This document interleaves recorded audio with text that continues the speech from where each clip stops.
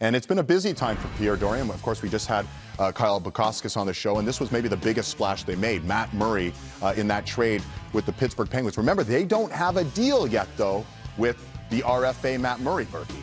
No, he's an RFA. 1 year left to unrestricted. He's got arbitration rights, so I think Pierre Dorion's thinking is worst come to worst.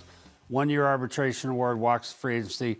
Use that 1 year to figure out a longer-term deal. This is a guy with 2 rings on his resume.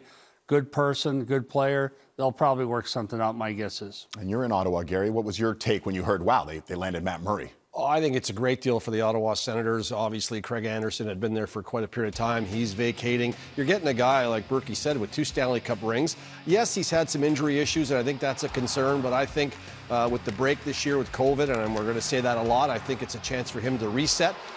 Lives in the Toronto area in the offseason. I think in listening to him do his interview in Ottawa yesterday, he sounds really excited to be part of a team that is young and building and getting very good very quickly. And I think for a goaltender, when you see the kind of talent that's being drafted on draft day and what's out in front of him, I think it looks good, and I think he's happy to be there. I don't think they're going to have an issue getting pen to paper and getting him signed. You don't think it'll be a problem? I do not think so. That's interesting. Now, clearly his numbers were off this past season, but as Berkey alluded to, a 2-time Stanley Cup winner. Mike, I want your perspective on this. You trade for a goalie, you give up a second-round draft pick. You don't have him locked down, though. Does that hurt the negotiation? Should you not maybe have worked out a negotiation for him and then make the trade? I think they'll be fine. It's a great opportunity for him. Great opportunity for him. I talked to Pierre last night. I called him.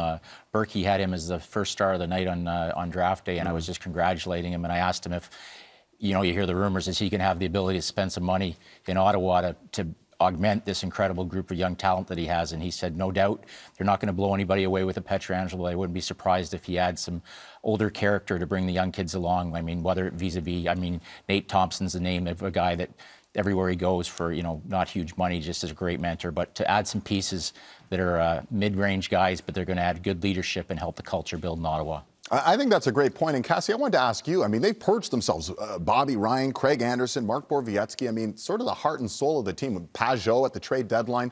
How dangerous is it to not have these great, veteran players to groom the Shabbats, the Brady Kachucks, et cetera?